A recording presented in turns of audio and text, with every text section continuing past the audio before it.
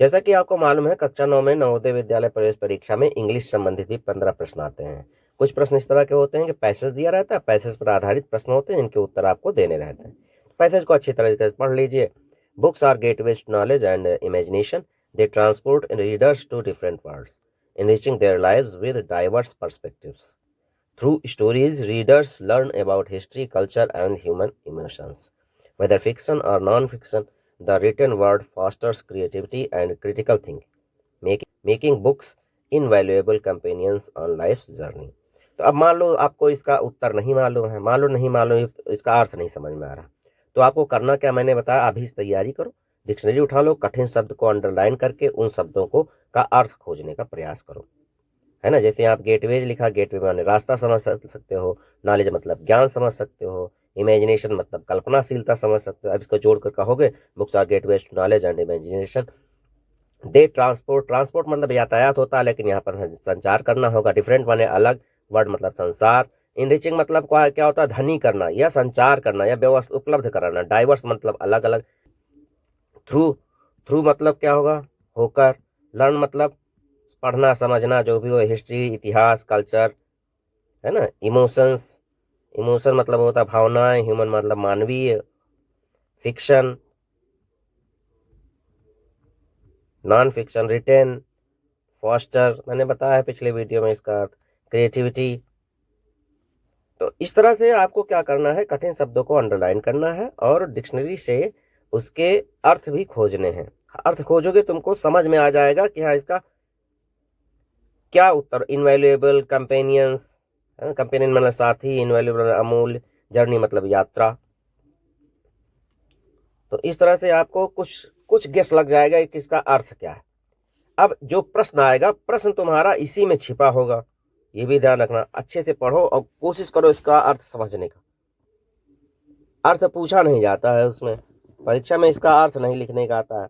यहाँ पर ये लेफ्ट साइड में मैंने वही प्रश्न लिख दिए हैं, वो पैसेज लिख दिया है।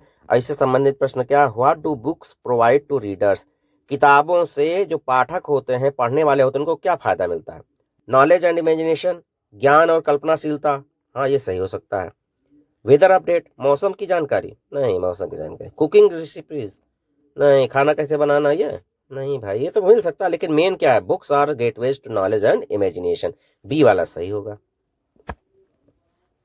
समझ रहे हो, बी वाला सही होगा। इसमें क्या है, what can readers learn about through stories. Story मतलब कहानियों से जो पाठक होते हैं, पढ़ने वाले होते हैं, उनको क्या सीख मिलती है कहानियों से। साइंस एक्सपेरिमेंट्स, विज्ञान के प्रयोग। स्पोर्ट्स स्टैटिक्स, खेलों के बारे में आंकड़े। History culture and human emotions, इतिहास संस्कृति और मानवीय संवेदनाएं। मैथमेटिकल फार्मूलाज, गणित के सूत्र। लेकिन इस पैसेज के हिसाब से क्या है, खोजो इसमें कौन सी चीज लिखी है। देखो इसमें लिखा, अंडरलाइन कर रहा हूं, through stories readers learn about history culture and human emotions. तो ये उत्तर सही होगा तुम्हारा सी। कौन सा उत्तर सही होगा, सी सही होगा। ए बी और डी गलत हो जाएंगे। ओके, तो अच्छे से पढ़ना है इसमें। देखो अर्थ नहीं मालूम कोई बात नहीं। How are books described in relation to one's journey. अब कहीं जर्नी लिखा हो, बुक लिखा हो, लेफ्ट साइड में देख लो और इसी उत्तर से मिलान कर लो। इसका क्या मतलब हुआ है, किताबों को किसी व्यक्ति की यात्रा से कैसे जोड़ा गया, बताओ। खोजो इसमें अर्थ, अर्थ ढूंढने की जरूरत नहीं है। कहीं जर्नी लिखा है और बुक्स, बुक्स और जर्नी कहीं साथ साथ लिखे हैं, लेफ्ट साइड में देखो, बुक्स और जर्नी कहीं साथ साथ लिखे हैं और उससे मिलान कर लो। ये 4 उत्तर दिए हैं, तुमको पता चल जाएगा। लास्ट में देखो ये अंडरलाइन मैंने किया, invaluable companions on life journey. ऊपर देखो बुक भी लिखा है और ये भी लिखा, तो सी वाला सही होगा। How are books described in relation to one's journey as invaluable companions. उत्तर लिखा, तुमको अर्थ नहीं मालूम कोई बात नहीं। In what way do books transport readers. किताबें पाठकों को या पढ़ने वालों को किस तरह से यात्रा करा देती हैं। कहाँ यात्रा करा देती, कोई बस पर बैठा तो यात्रा कराती नहीं। फिजिकली भौतिक रूप से, इमोशनली एंड इंटेलेक्चुअली, भावनात्मक रूप से या बौद्धिक रूप से, टेक्नोलॉजिकली तकनीकी रूप से, सोशली सामाजिक रूप से। अब खोजो उधर कहीं ट्रांसपोर्ट लिखा है, ट्रांसपोर्ट रीडर्स कहीं लिखा है लेफ्ट साइड में सादे सफेद वाले में, देखो जहां कहीं ट्रांसपोर्ट रीडर्स लिखा होगा उसके साथ देख लो, अभी तुमको पता चल जाएगा। कोई जरूरी नहीं, हो सकता ना मिले, तो इसमें क्या होगा, इमोशनली एंड इंटेलेक्चुअली। कभी कभी होता उत्तर नहीं मिल पाता तब तुमको अर्थ की जरूरत होती है। What is one benefit of reading fiction, fiction पढ़ने से क्या लाभ है।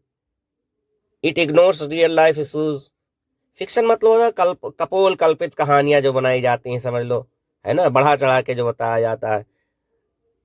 It limits imagination, it allows exploration of different words, it focuses solely on facts. तो इसमें क्या होगा, क्रिएटिविटी, देखो अंडरलाइन कर रहा हूं मैं, क्रिएटिविटी एंड क्रिटिकल थिंकिंग। तो कौन सा हो जाएगा, पहला वाला नहीं होगा, ए नहीं होगा, बी नहीं होगा, सी होगा। क्रिटिकल थिंकिंग लिखा ना, तो exploration, it allows exploration of different words.